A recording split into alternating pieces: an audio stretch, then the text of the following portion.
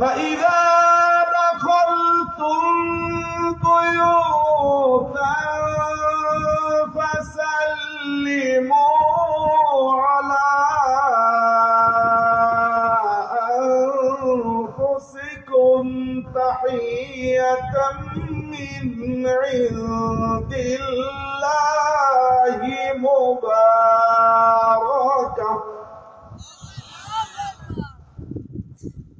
تحية من عند الله مباركة طيبة সূরাতুন নূর 24 নম্বর সূরা আয়াত 61 শেষের অংশ। আল্লাহ তাআলা বলেন ফাইদা দাখালতুম বুয়ুতা, যখন তোমরা প্রবেশ করবে তোমাদের ঘরে, বাইরের কাজ কাম সেরে যখন তোমরা ঘরের মধ্যে আসবে, ফাসাল্লিমু আলা আনফুসিকুম, তুমি তোমাদের ঘরে যারা আছে তাদের সহ নিজের উপরে নিজেরা সালাম দাও। ঘরের দরজা দাঁড়ায় সালাম দিতে হবে, আসসালামু আলাইকুম ওয়া রাহমাতুল্লাহি ওয়া বারাকাতুহু। এই সালাম দিতে কে বলেছেন? আস্তে বলবেন।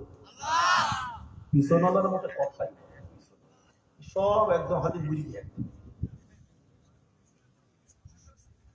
বলেন, জোরে বলেন, সালাম দিতে কে আদেশ করেছেন? আল্লাহ। আমরা ঘরের মধ্যে ঢোকার সময় সালাম দেই না। কেন দেই না? যদি ঘরের মধ্যে বরকত হয় তাহলে তো আমি অসুবিধায় পড়ে যাব। ঘর যদি পবিত্র হয়ে যায় তাহলে তো আমি অসুবিধায় পড়ে যাব, কারণ আমার ঘর তো শয়তান দিয়ে ভরা। সালাম দিলে তো শয়তান ঘর থেকে বের হয়ে যাবে। আমি বলিনি, রাসূলুল্লাহ সাল্লাল্লাহু আলাইহি ওয়াসাল্লাম বলেছেন, তোমরা যখন বাইরের কাজকর্ম সেরে ঘরের উদ্দেশ্যে রওনা করো তখন তোমাদের ঘাড়ের উপরে একটা শয়তান চেপে বসে। কে চেপে বসে? আমরা দেখতে পাই না কিন্তু বুঝতে পাই। এইবার সালামু আলা মানিত্তাবাআল হুদা, যারা সত্যকে গ্রহণ করেছে, কোরআন গ্রহণ করেছে, আল্লাহ তাআলা তাদেরকে সালাম দিয়েছে। আল্লাহ সালাম দেন, আপনার আমার সালাম দিতে এত কার্পণ্য কেন? সালামের উত্তর দিতে এত কার্পণ্য কেন? আমি আজকেও একটা অনুষ্ঠানে ছিলাম, সেখানে দেখলাম যে যারা আলোচনা করতেছেন, একটা ঘরোয়া অনুষ্ঠান, বক্তারা উঠে যারাই দাঁড়াচ্ছেন কথা বলে সালাম দিচ্ছেন, আসসালামু আলাইকুম ওয়া রাহমাতুল্লাহ। আশেপাশে যারা বলেন সব চুপচাপ বুবার মতো বসে আছে। আমি উত্তর দিলে সবাই তাকায় যে এই যে কি সালাম দিচ্ছে না।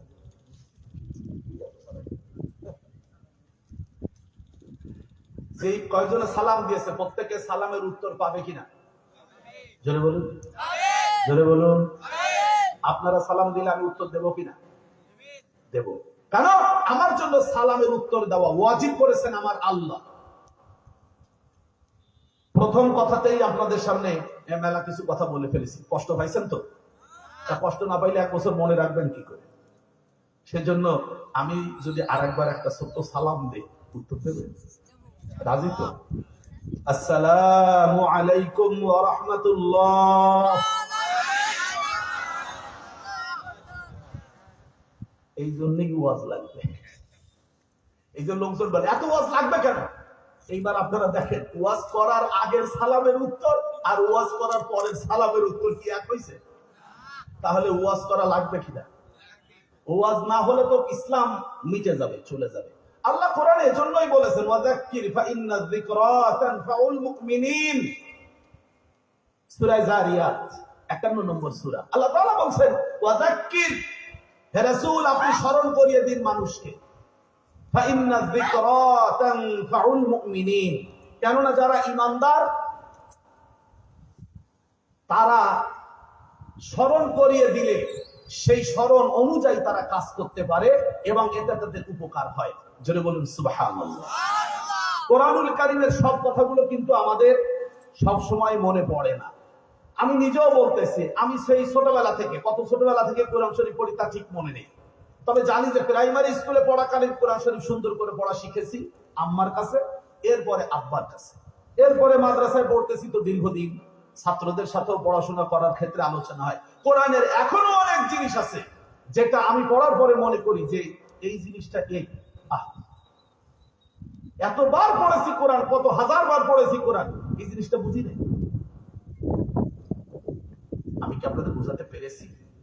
সেজন্য আমরা কোরআন যত শুনবো তত আমাদের জ্ঞান বাড়বে।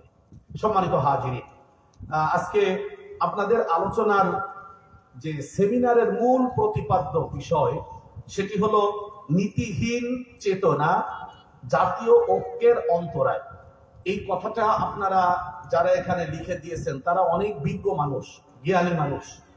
আমি এটা হাতে পাওয়ার পরে চিন্তা করলাম, সাকলার লোকজন এত সুন্দর সুন্দর বিষয়বস্তু ঠিক করে, যে বিষয়বস্তুর উপরে কথা বলার জন্য আমাকে অন্তত 4-5 ঘন্টা পড়াশোনা করা হয়, ঘাটাঘাটিও করতে হয়, তা না হলে এখানে এসে আন্দাজে কথা বলা যায় না। নীতিহীন চেতনা, চেতনা মানে কি এইটা একটু বোঝা দরকার। চেতনা আমরা এই বিগত স্বাধীনতার পর থেকে, সেই 71 সালের পর থেকে আমরা শুধু শুনতেছি মুক্তিযুদ্ধের চেতনা, মুক্তিযুদ্ধের চেতনা। এরা একটা শব্দ আছে নাকি? চেতনা মানে কি? আপনাদের এই অঞ্চলে মনে একটা বিষয় আছে, ভাষা আছে, যে আমার এই এলাকাতে অনেক বন্ধু বান্ধব আছে, একজনের ঘুম পড়েছে, ঘুম পড়ার পরে তাকে যদি ডেকে আমরা উঠাতে চাই, ডাকতেছি কতক্ষণ ধরে, কিন্তু সে উঠতেছে না। আপনাদের আঞ্চলিক ভাষা আপনাদের কি বলেন? চেতনা পায় না। তার মানে কি? হুশ পায় না, সজাগ হয় না, ডাকতেছি কিন্তু সে বুঝতেছে না। তো চেতনা মানে বুঝ, চেতনা মানে হুশ, চেতনা মানে সচেতনতা। তাহলে মুক্তিযুদ্ধের চেতনা মানে কি? মুক্তিযুদ্ধের চেতনা মানে হলো ইসলামের বিরোধিতা করা। এইটা হলো এতদিন আমরা বুঝে এসেছি, রাগ করবেন না। মুক্তিযুদ্ধের চেতনা মানেই হলো মূর্তি পূজা করতে হবে, ধর্ম নিরপেক্ষ মতবাদ মানতে হবে। এইটা আমাদেরকে খালি এই চেতনা, চেতনা। মুক্তিযুদ্ধের চেতনা মূর্তি বানাইতে হবে। মুক্তিযুদ্ধের চেতনার মধ্যে নামাজ নেই, রোজা নেই, ইসলাম নেই, কোরআন নেই, যাকাত নেই, কিছু। ভালো কথা। তারপর মুক্তিযুদ্ধের চেতনা কি?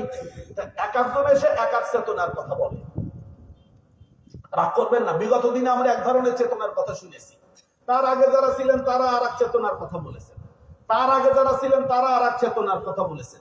আমরা এই চেতনা শুনতে শুনতে আমরা বিপদে এসে পড়েছি। এখন আজকের আলোচনা হলো নীতিহীন চেতনা, যেই চেতনার মধ্যে কোনো নীতি নেই। নীতিহীন মানেও নীতি, নীতিহীন মানেও কিন্তু একটা নীতি। সেই নীতিটা আমরা গ্রহণ করি না বলে এটা নীতিহীন। আর ওইটা যদি কেউ গ্রহণ করে সেটা তাদের নীতি, ইসলামের না। তাহলে মহিলা হোক আর পুরুষ হোক, একজন আরেকজনের এই গালের এই ছোটের এই জায়গায় চুমা দেয়, ওইটা তাদের চেতনা, এটা আমাদের চেতনা। কথা কয় না রে, ঘুম আসতেছে নাকি? এখনো তো সেহেরি কার সময় হয় নাই, তারাবি কেবল শেষ হইল। কষ্ট পাচ্ছেন?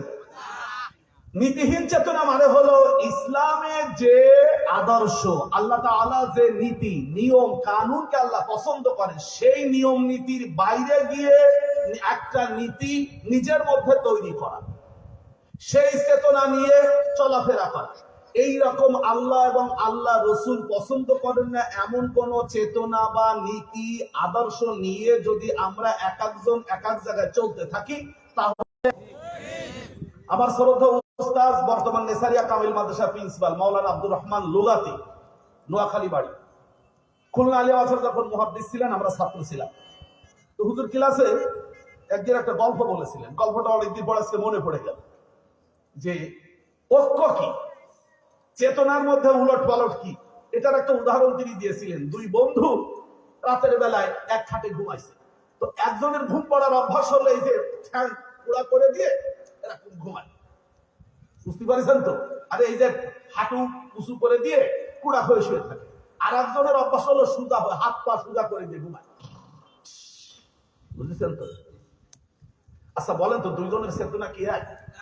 না, একজনের চেতনা হইল লম্বা, আর একজনের চেতনা হইল। এইবার লম্বাওয়ালার সমস্যা হচ্ছে, তো বলতেছে তুই এইবারে কুজো হয়ে খালি খোঁচাচ্ছিস, আমি পড়ে যাচ্ছি, তুইও আমার মতো সোজা হয়েছ।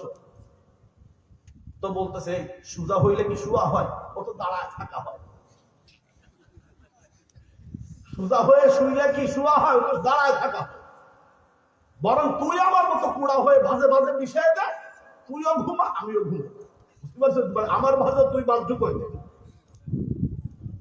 এখনো বলতেছে যে আমি পারবো না, আমি সোজা হয়ে যারা শুইতে পারি না। কাউ বলে যে আমি পুরা হয়ে ছাড়া শুইতে পারি না, কুতো হয়ে ছাড়া শুইতে পারি না। তা তুই যে আমার বললি সোজা হয়ে শুয়া আমার সারা রাত দাঁড়া থাকা, তার মানে কি? তুই শুয়ে পড়, আমি দেখাচ্ছি। এবার খাটুবার শুয়ে পড়ছে, ও পিছন থেকে খাট উঁচু করে ধরে রাখছে।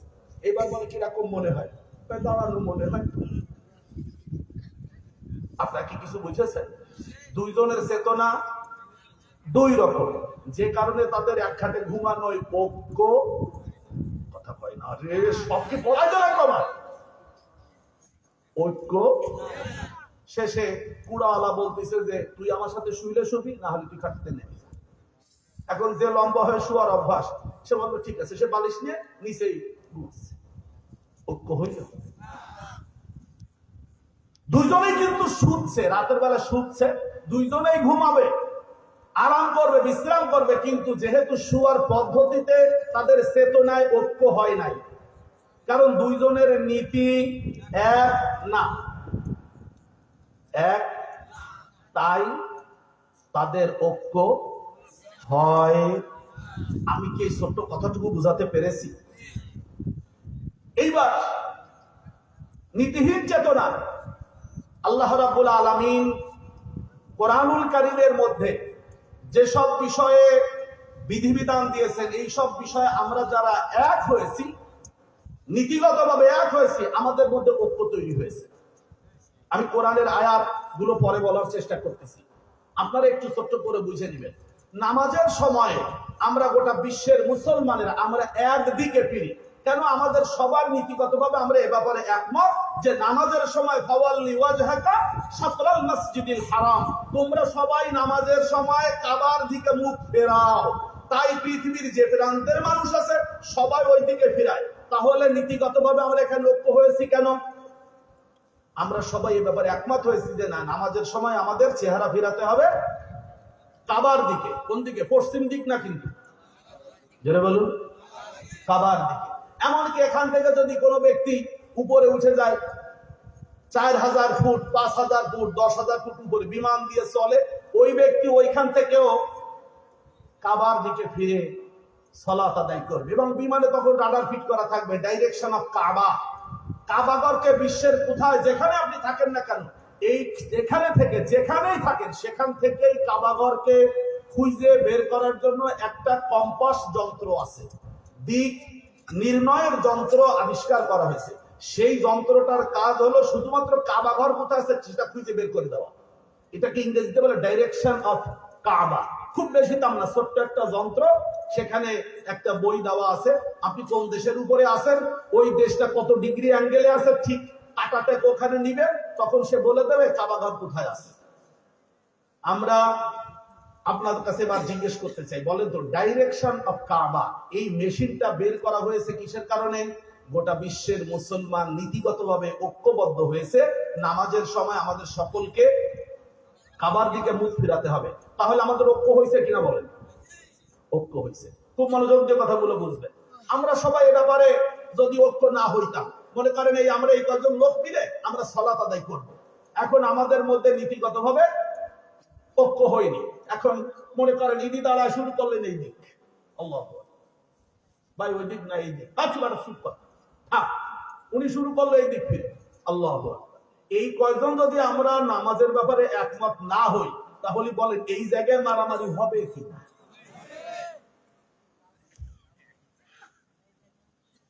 হবে। আমরা সবাই এ ব্যাপারে একমত হয়েছি কেন? আমরা সবাই শিখেছি, জেনেছি যে নামাজের সময় কাবার দিকে মুখ ফেরাতে হবে। পরিষ্কার? তাহলে আমরা কোন কোন ক্ষেত্রে বিরোধ করি কেন? এই পর্দার আড়াল কি কেউ বিড়ি খাচ্ছে? আমি আসার পর থেকে সিগারেট বা বিড়ি খাওয়ার গন্ধ পাচ্ছি। আপনারা কেউ থাকলে একটু ঘুরে দেখেন তো। আমার নাকে বড় সমস্যা আছে, আমি তো এগুলো প্রথমে চাইছিলাম যে না, মনে কেউ খেয়ে চলে যাচ্ছে, ঝামেলা নেই, কিন্তু দুর্গন্ধ পাচ্ছি আমি সিগারেটের।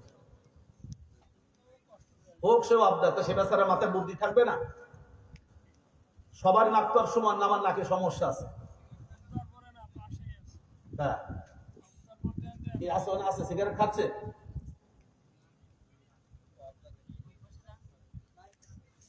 নাই তো, কিন্তু গন্ধ আসছে তাহলে এরা খেয়ে নিচ্ছে, অথবা বাঘের ছাওরা খাবে একটা নিয়ে ফেলছে।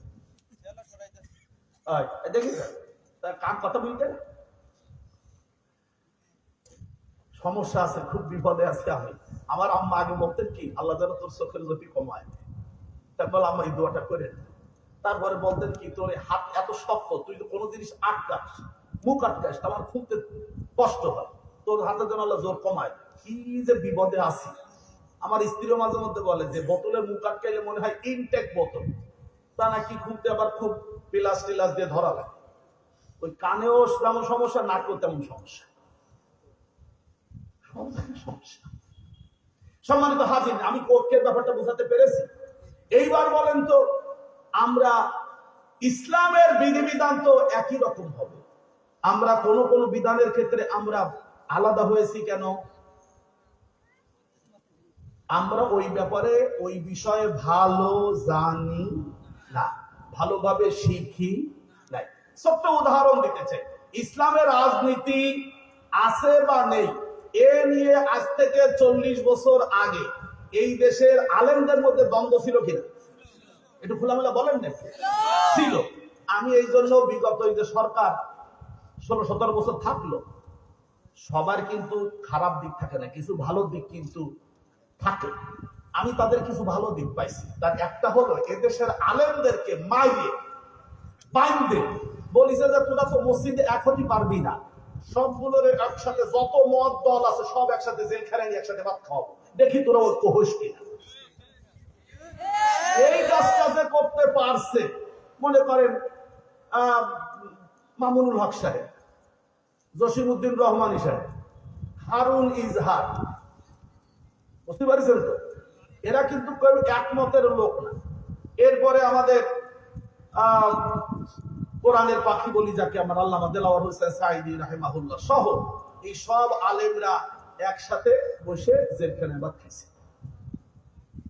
এই যে ঐক্য করাতে পারছে, এই ঐক্যটা কিন্তু আমরা বাইরে চেষ্টা করলে পারতাম না। এমনকি এই আগের এই যে 16-17 বছরের সরকার এদেশের প্রত্যেকটা মসজিদের ইমামকে, হোক সে তবলিগের ইমাম, আর আলিয়া মাদ্রাসার ইমাম, আর হেফজখানার উস্তাদ ইমাম, আর নুরারির ইমাম, আর কওমি মাদ্রাসার ইমাম, সুন্নি মাদ্রাসা মসজিদের ইমাম, সবাই এ কথাটা বোঝাতে শিখায় দিয়েছে যে ইসলামে রাজনীতি আছে এবং তা ফরজ। এইবার দেখবেন যে ইসলামের রাজনীতি নেই, এ কথা কোন আলেম আর বলতেছে না যে ইসলামের রাজনীতি। এই ব্যাপারে তো তথ্য তৈরি করে দিতে পেরেছে আগের সরকার, এই জন্য একটা ধন্যবাদ পাইতেই পারে। রাগ করবেন না, রাগ করবেন না, কথাগুলো বুঝতে হবে। সাইদি সাহেব হুজুর সেই বহু আগে 1989 সালে একটা ওয়াজ শুনেছিলাম উনার, তখন আমি ফাজিল প্রথম বর্ষে পড়ি, খুলনাতে আসছিলাম ওনার ওয়াজ শুনতে। উনি তখন ওই যে স্যাটানিক ভার্সেস লিখছিল সালমান রুশদি, তখন আমরা ছাত্র, খুলনায় বিশাল আন্দোলন হয়েছিল, মিছিল হয়েছিল, ওই মিছিলে আমিও ছিলাম, গ্রাম থেকে আসছি। সাইদি সাহেব হুজুর ওয়াজে বলছিলেন যে এক বেটার তার স্ত্রী তার কাছে ঘুমায়, স্বামী স্ত্রীর মধ্যে যেভাবে দ্বন্দ্ব, কিন্তু কথা হলো স্ত্রী আমি তোমার সাথে সংসার করবো, কিন্তু কথা হলো একটা, তুমি আর আমি এক রুমে থাকতে পারি, আমি আলাদা রুমে থাকবো। তো একদিন রাতের বেলা হঠাৎ করে স্ত্রী স্বামীর কাছে এসে জড়ায় টড়ায় ধরে আর কি শুয়ে পড়ছে।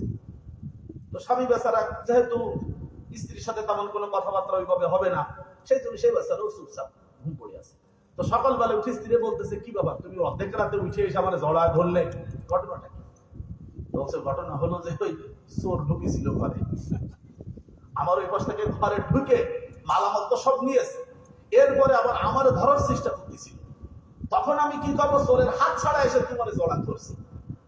তখন স্বামী বেচারা বলতেছে, আল্লাহ তুমি চোররা প্রত্যেক রাতে ঘরে পাঠাও, আমি সরাসরি প্রত্যেক রাতে ভালো ভালো মালামাল কিনে ওই পাশে রাখবো, তুমি আল্লাহ চোররে বলে দাও সে তার প্রত্যেক রাতে ওই ভাষা চুরি করতে আসে না, আমার স্ত্রী আমার কাছে জড়া ধরে ঘুমায়। কথা বলেন নাই, চোরের কারণে স্ত্রী স্বামীকে জড়া ধরতেছে। আজকে ইসলাম বিরোধী শত্রুদের কারণে আমরা যারা ভাইরা ভাইদেরকে এক ঘরে ঘুমাই না, আলাদা ঘরে ঘুমাই, বিরোধী শক্তি ইসলামের উপর অত্যাচারের কারণে আমরা ঐক্যবদ্ধ হচ্ছি।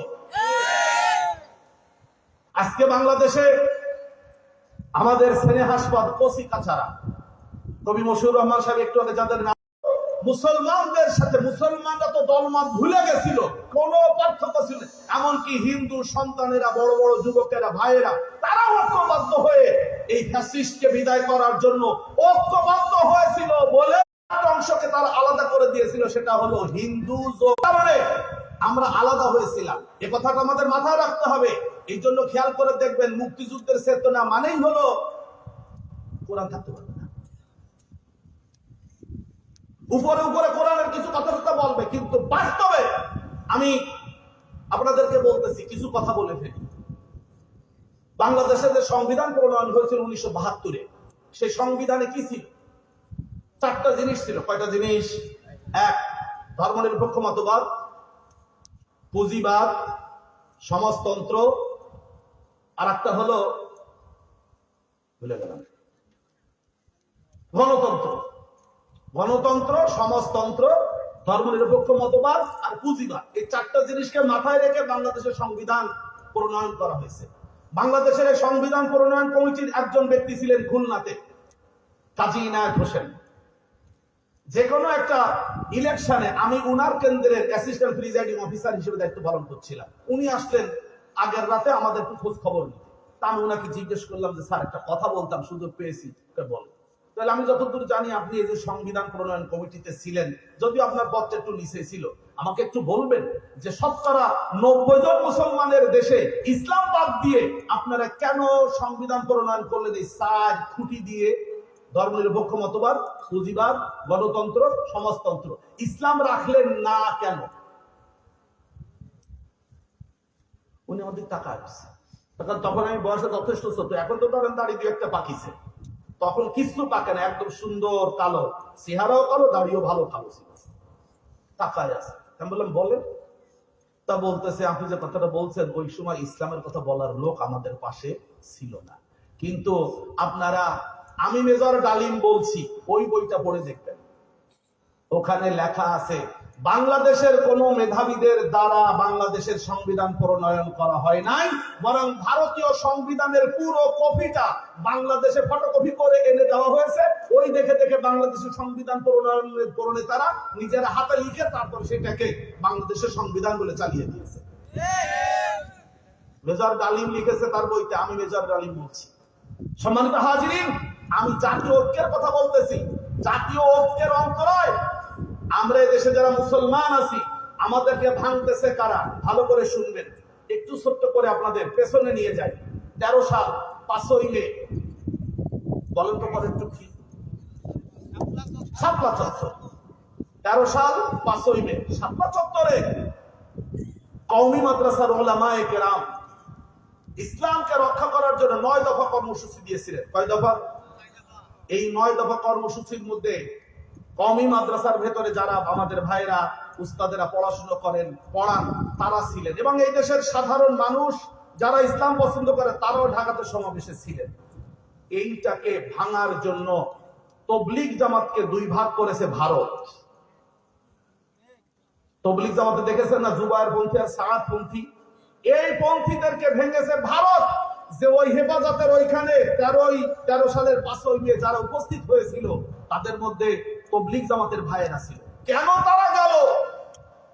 ভারতের এজেন্ডাকে বাস্তবায়ন করতে না দিয়ে কেন মুসলমানদের পক্ষে দাঁড়ালো? তাই ভারতের নিজামুদ্দিন থেকে ওইখান থেকে ফেটে ফাটল ধরিয়ে 2 ভাগ করে দেওয়া হয়েছে। এখন আমাদের প্রত্যেকটা মসজিদের মধ্যে এই ফাটল তারা ঢুকা দিতে সক্ষম হয়েছে।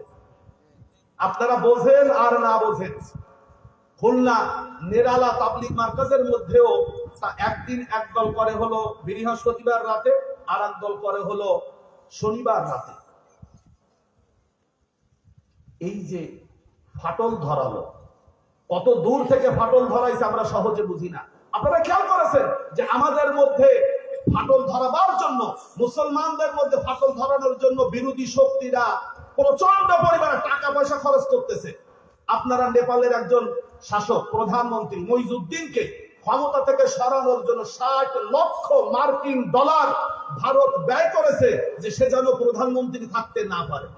আপনারা খেয়াল করেন, ভারতের মতো একটা দেশ, তার পার্শ্ববর্তী দেশের প্রধানমন্ত্রী মুসলমান, এন্টি ভারত, সেই জন্য ভারত তাকে সরানোর জন্য কত টাকা ব্যয় করতেছে, কত টাকা? 60 লক্ষ মার্কিন, 1 মার্কিন ডলার মানে 130 টাকা ধরে নেন। তারপর আপনারা গুনটুন দিয়ে দেখেন।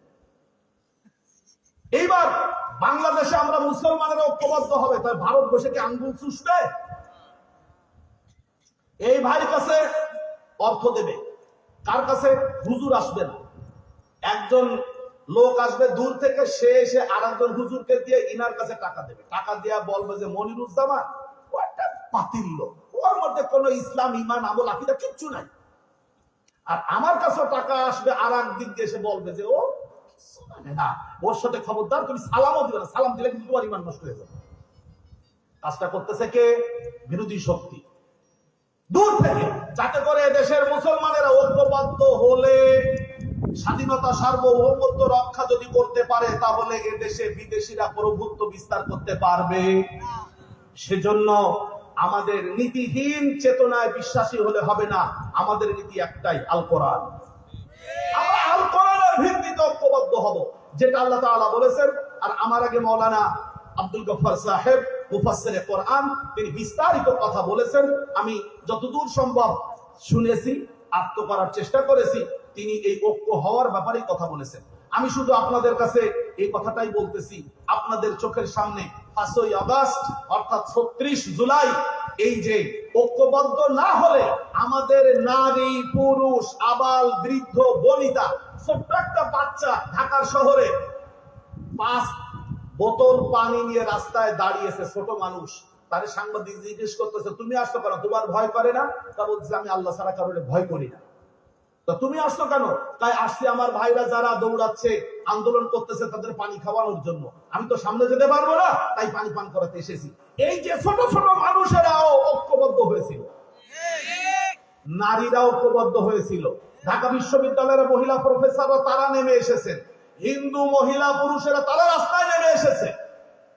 জাতীয় ঐক্য হওয়ার কারণে ফ্যাসিস্ট কথা বলছেন, ঐক্যের প্রয়োজন আছে কিনা? আপনারা যদি মারামারি করেন তাহলে বিপদ। আমরা ছোটবেলায় সেটা একতাই বল, ইউনিটি ইজ স্ট্রেংথ, আল ইত্তেহাদ কুওয়া, আমরা আরবিতে ছাত্রদের পড়ি আর পড়াই, ঐক্যই হলো শক্তি। সুতরাং আল্লাহ কোরআনে তাই বলেছেন। আসুন এবার আমরা কোরআন থেকে কিছু কথা জানার চেষ্টা করি। আল্লাহ রাব্বুল আলামিন কোরআনুল কারীমে বলেছেন, ও ঈমানদারেরা, তোমরা যে যুদ্ধের ময়দানে গেলে, তোমরা যদি যুদ্ধের ময়দানে যাওয়ার পরে পরস্পর ঝগড়া ঝাঁটি করো, কারা? মুসলমানেরা। তোমরা গেছো কোথায়? যুদ্ধের ময়দানে যুদ্ধ করতে। ওখানে গিয়ে যদি তোমরা ঝগড়া করো, তাহলে ঝগড়া করার কারণে তোমাদের ভেতরে যে শক্তি তৈরি হয়েছিল, সেই শক্তি কিন্তু নষ্ট হয়ে যাবে। এমনকি আল্লাহ তাআলা একটা সুন্দর কথা বলেছেন যে ফাইন তানাযাউ, যদি তোমরা ঝগড়া করো তাহলে কি হবে? তোমাদের ভেতরে যে শক্তি ছিল সেই শক্তিটা নষ্ট হয়ে যাবে। ফাতাবশালু, তোমরা দুর্বল হয়ে যাবে। ওয়াতাযহাবা রিহুকুম, তোমাদের বাতাস বের হয়ে যাবে। আলোচনাটা একটু গঠনমূলক তাই আপনাদের বলতেছি। রিহুন মানে বাতাস। আপনার একটা ছোট্ট কথা বলবেন, ওই যে বেলুন আছে না, বেলুন খুলাইনি, খোলাই, বেলুনের ভিতরে বেলুন যে এত বড় হয়ে থাকে কি কারণে? ইমানদার আমরা এখানে যে কয়জন আছি, আমরা সবাই যদি ঐক্যবদ্ধ হয়ে থাকি তাহলে কিন্তু দেখতে মনে হবে যেন না এরা একটা বড় শক্তি। কিন্তু যদি আমরা এখানে পরস্পরে খুঁচাখুচি জবরদস্তি করি, একটু খুঁচা দিয়ে দেই, তাহলে বেলুনের বাতাস বের হয়ে গেলে বেলুন কি হয়ে যাবে? চুপসে যাবে। আল্লাহ তাআলা ঠিকই কোরআনে তাই বলেছেন, ও ইমানদারেরা খবরদার তোমরা এই কাজগুলো করো না। ওয়াতিউল্লাহা ওয়া রাসূলাহু ওয়া লা তানাযাউ ফাতাফশালু ওয়া তাযহাবা রিহুকুম ওয়াসবিরু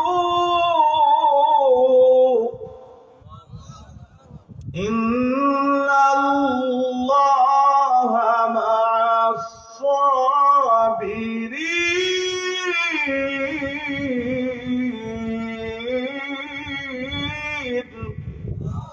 আল্লাহ রাব্বুল আলামিন বলেন, ও ঈমানদারেরা, তোমাদের চেতনা হলো একটা, আতিউল্লাহ, আল্লাহর আনুগত্য করো। আমাদের কাজ কয়টা? এক, আল্লাহর আনুগত্য করা, ও রাসূলহু, রাসূলের আনুগত্য করা। এবং আল্লাহ বললেন ওয়ালা তানাজাউ, খবরদার তোমরা ঝগড়া করো না, বিবাদ করো না, ফাতাফশালু, তাহলে তোমরা দুর্বল হয়ে যাবে, ফসল হয়ে যাবে। ফাসলুন শব্দের অর্থ হলো, একটু ছোট্ট করে দেখবেন, আমাদের এই যে মাঝে মাঝে প্যারালাইজড হয়ে যায়, প্যারালাইসিস হয় না, স্ট্রোক করার পরে একটা অঙ্গ পড়ে যায়। একটা অঙ্গ পড়ে গেলে ধরুন এই হাতটা আর কাজ করে না, এটাকে আরবিতে ফাসালা, অর্থাৎ ইনশাআল্লাহ ইয়াদুহু, হাত অবশ হয়ে গেছে, এই হাত আর কাজ করে না। ফাতাফশালু, তাহলে তোমরা অবশ হয়ে যাবে, তোমরা দুর্বল হয়ে যাবে। ওয়াতাযহাবারি হুকুম, তোমাদের ভেতরে যে বাতাস আছে, তোমাদের যে বড়ত্ব, সেটা বের হয়ে তোমরা ছোট হয়ে যাবে। যদি বলেন নাউযুবিল্লাহ, নাউযুবিল্লাহ।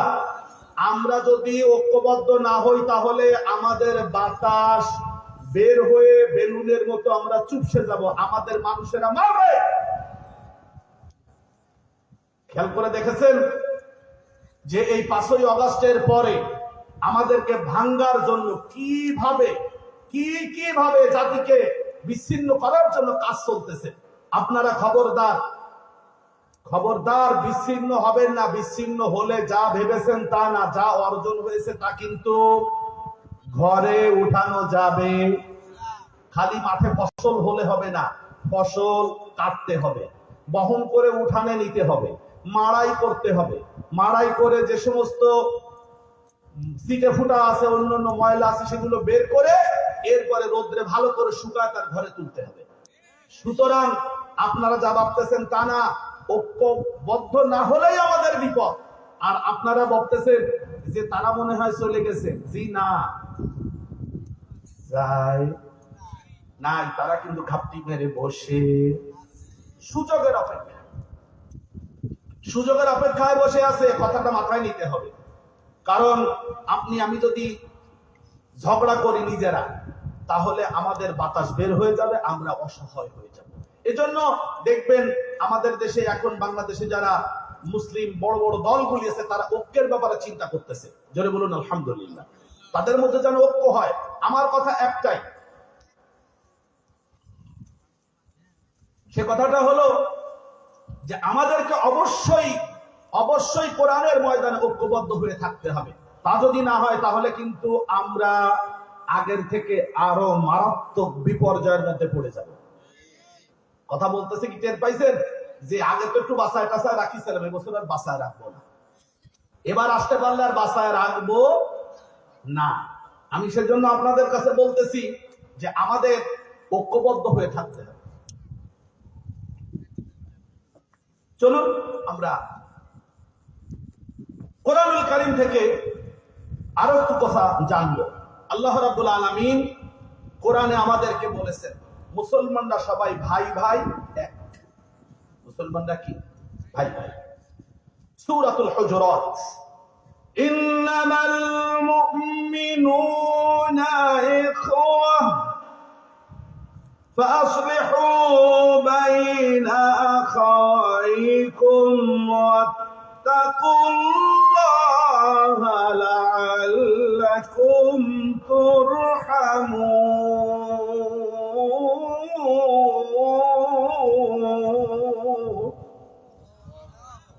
ইন্নামাল মুমিনুনা ইখওয়া, ঈমানদারেরা সবাই পরস্পরের ভাই। জোরে বলুন সুবহানাল্লাহ।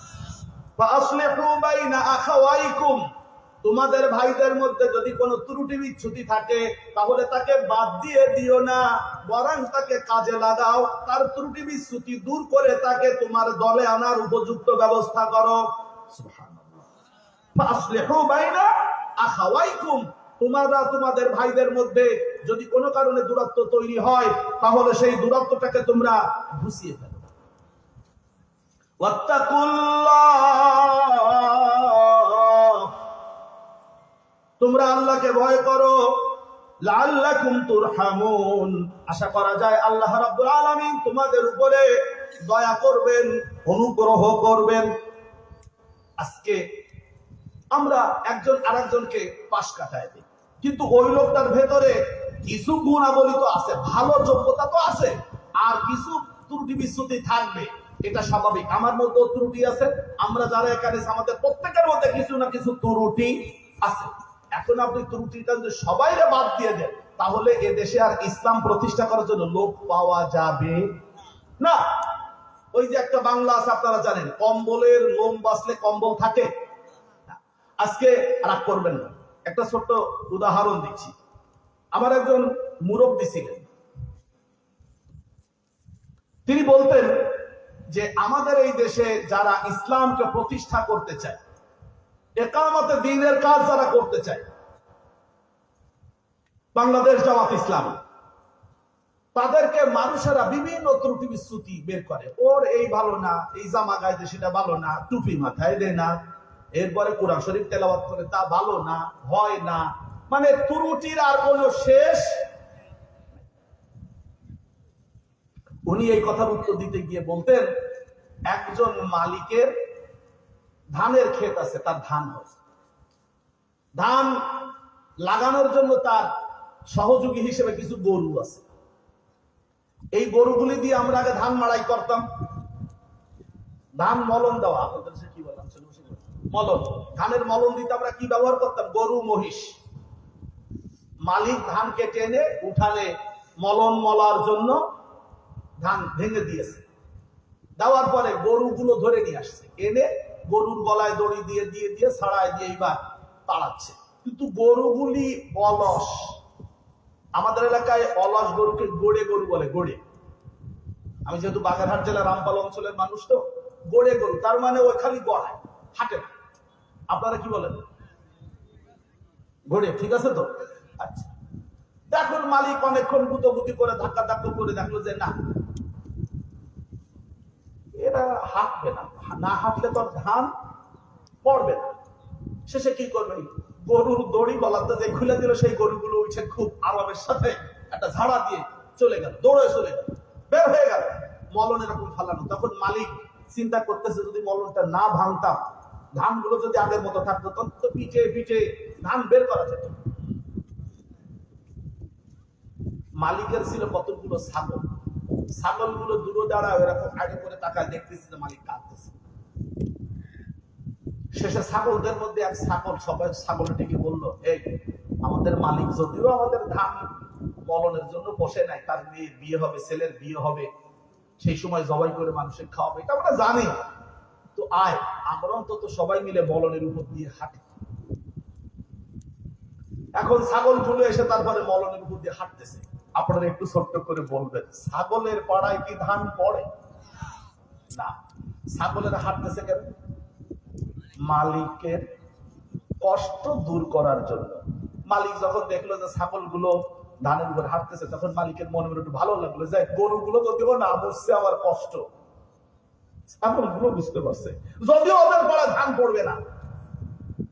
যিনি এই উদাহরণটা দিতেন, উদাহরণ দেওয়ার পরে বলতেন, আমি জানি যে আমার পাড়ায় ধান পড়বে না, কারণ আমি ভালো আলেম না, কিন্তু আমি আল্লাহর জমিনে আল্লাহর দিন কায়েম করতে চাই। কিন্তু যারা কায়েম করতে পারবে, যাদের পাড়ায় ধান পড়বে, তারা হলো অলস। কষ্ট হয়েছে আপনার? বড় বড় আলেমরা সবচেয়ে বড় বড় অলস। গলায় যেই আপনি কামাতে দিনে দড়ি দেবেন, সেই একদম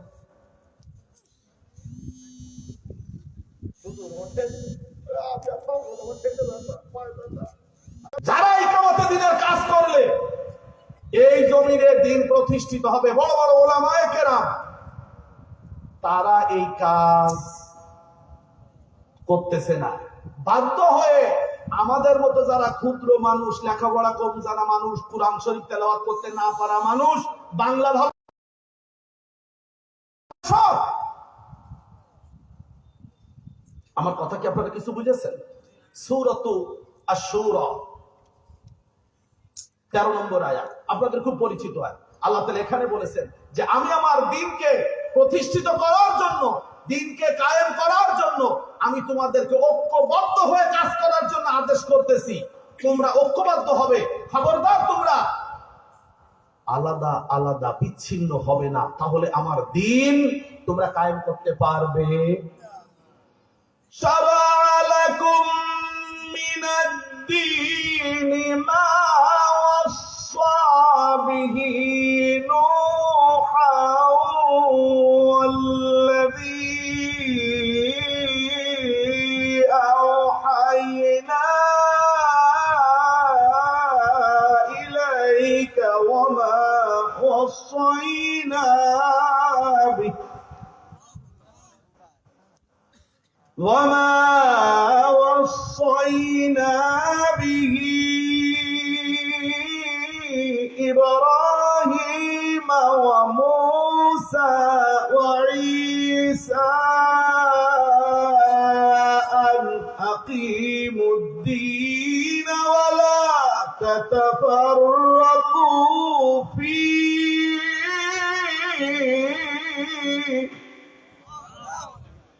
كبر على المشركين ما تدعوهم إليه الله يجتبي إليه من يشاء ويهدي إليه من ينيب الله رب العالمين আমাদেরকে হুঁশিয়ার করে দিয়েছেন, কঠিন ভাবে ঘোষণা দিয়েছেন, শারা'a লাকুম, আমি তোমাদের জন্য আইন তৈরি করেছি, মিনাদ-দীন, তোমাদের যে দিন ইসলাম, তোমরা কিভাবে ইসলামী জীবন যাপন করবে, আমি সেজন্য তোমাদের জন্য আইন তৈরি করেছি। শারা'a লাকুম মিনাদ-দীন, আমি তোমাদের জন্য তোমাদের ধর্ম, তোমাদের দিন, তোমাদের জীবন ব্যবস্থা ইসলাম কিভাবে চলবে সেজন্য প্রত্যেকটি জায়গার আমি আইন তৈরি করেছি তোমাদের জন্য। কে আইন তৈরি করেছেন? মা ওয়াসা বিহি নূহা, যে আইন তৈরি করে আমি আদেশ করেছিলাম নূহ নবীকে, ওয়া মা ওয়াসাইনা বিহি, এবং আমি আদেশ করেছিলাম ইব্রাহিমা, ওই একই আদেশ করেছিলাম ইব্রাহিমকে, মূসাকে, ঈসাকে। ও নবী, আমি আপনাকেও সেই দিনের সেই নির্দেশ আইন কানুনের ব্যাপারে আদেশ করতেছি যে আন আকিমুদ্দিন, তুমি এবং তোমরা সবাই মিলে আমার সেই আইনকে প্রতিষ্ঠিত করো। ওয়ালা তাতাফাররাকু ফি, খবরদার আমার দিন কায়েম করার ক্ষেত্রে তোমরা পরস্পর বিচ্ছিন্ন হয়ো না। তোমরা যদি দলে দলে ভাগ হয়ে যাও তাহলে আমার আইন জমিনে বাস্তবায়ন করা সম্ভব হবে না। এইবারের একটা কঠিন কথা, কাবুরা আলাল মুশরিকিনা মা তাদউহুম ইলাইহি। ও নবী, আপনি যদি কোনো ব্যক্তিকে আমার এই ইসলামের বিধান কায়েম করার জন্য আহ্বান করেন, ডাকেন, তাহলে এই ডাক তাদের কাছে কঠিন হবে যারা মুশরিক, আমার আইনকে কায়েম করতে চাইবে না তারা, যারা মুশরিক, যারা, একটু আস্তে বলবেন, যারা আল্লাহর দিন কায়েম করতে চায় না তারা, যারা, আস্তে বলেন, মুশরিক। কাবুরা আলাল মুশরিকিনা মা তাদউহুম ইলাইহি, ও বলবে তারা কোরআন পড়া পছন্দ করবে, কোরআনের অনুবাদ শিখতে বলবে, তারা সওয়াবের কাজ মনে করবে, কিন্তু যখনই তুমি বলবে কোরআনের আইন আল্লাহর জমিনে প্রতিষ্ঠা করতে হবে, তখন দেখবে কিছু মানুষের এখান থেকে গা বাছায় আস্তে আস্তে সরে যাবে, কারণ ওই লোকগুলো হলো মুশরিক। আমার মতো বাচ্চা, তার দৃষ্টিতে কোনো লেখাপড়া জানে না। আব্বা ছাত্র জীবনে বহুবার বলতেন, এমনকি যখন সিদ্দিকা মাদ্রাসায় আমি শিক্ষকতা করি তখন বলতে, কি লেখাপড়া শিখেছিস, কিচ্ছু জানিস না। তো স্বাভাবিক, উস্তাদের কাছে ছাত্রদের একটু ব্যাপার থাকে, তারপরে তো খালি উস্তাদ না, আব্বাও। এক পর্যায়ে কিছু তো টুকটাক টুকটাক বুঝি। খুলনাতে যেখানে আমি থাকতাম সেখানে আব্বা মাঝে মধ্যে সুযোগ পেলে বেড়াতে আসতেন। আমার একটা ছেলে হয়েছে, যেহেতু প্রথম পুতা, পুতা বোঝেন তো, ছেলের ঘরের ছেলে, এটার প্রতি নাকি দাদাদের আকর্ষণ বেশি থাকে। যেহেতু আমার তো পুতাও হয়নি, নাতিও হয়নি, এদের একটু কম বুঝি, তো আব্বা সুযোগ পেলে বাসায় আসতেন। দাদা আর নাতির মধ্যে একটা সম্পর্ক। খুব মনোযোগ দিয়ে শুনবেন, আমি যারা আলেম আছেন তাদের জন্য বলতেছি। তো আমি আমার আব্বার সাথে বসে মাঝে মধ্যে গল্প সল্প হয়, বিভিন্ন কথা হয়, কোরআন হাদিসের কথা হয়। একদিন আমি আব্বাকে বললাম যে আব্বা একটা কথা বল। তো বললেন বলো, কত কথাই তো তুমি বলো। আমি বললাম যে কোরআন এবং হাদিসের কিছু কাজ আমি আপনারে কখনো করতে দেখি নাই। যেই কাজগুলো আপনি করেন নাই, সেই কাজগুলো না করার কারণে আমি আপনাকে জান্নাতি মানুষ মনে করি না। শুনেছেন ঠেলা, শুনেছেন? আমি আপনাকে জান্নাতি মানুষ মনে করি না। আব্বা বললেন কেন? তো বললেন আপনি তো কোরআনের বহু আয়াত, যে আয়াতের উপরে আপনাকে আমি আমল করতে দেখি না। যেহেতু আমি আপনার ছেলে, সুতরাং আপনার সাথে তো আমার দূরত্ব না। আপনি আর আমি তো একই বিছানায় ঘুমাইছি দীর্ঘদিন। ছাত্র শিক্ষক হিসেবে, সন্তান আর বাবা হিসেবে আমি কিছু কিছু আয়াত আপনাকে কখন আমল করতে দেখি নাই, যে কাজগুলো আপনি করতে পারেন। বাবা বললেন এরকম কোন আয়াত? তখন আমি এই সূরাতুশ শূরার 13 নম্বর আয়াত বের করে দিয়ে বললাম আব্বা দেখেন তো এই আয়াতটা। আব্বা দেখলেন, দেখে পড়ে ঠোঁটে বলতেছেন তুমি কি দেখো? আমি বললাম যে এই যে আল্লাহ বলেছেন কাবুরা আলাল মুশরিকিন মা তাদউহুম ইলাইহি। আল্লাহ বলেছেন আমার দ্বীন কায়েম করার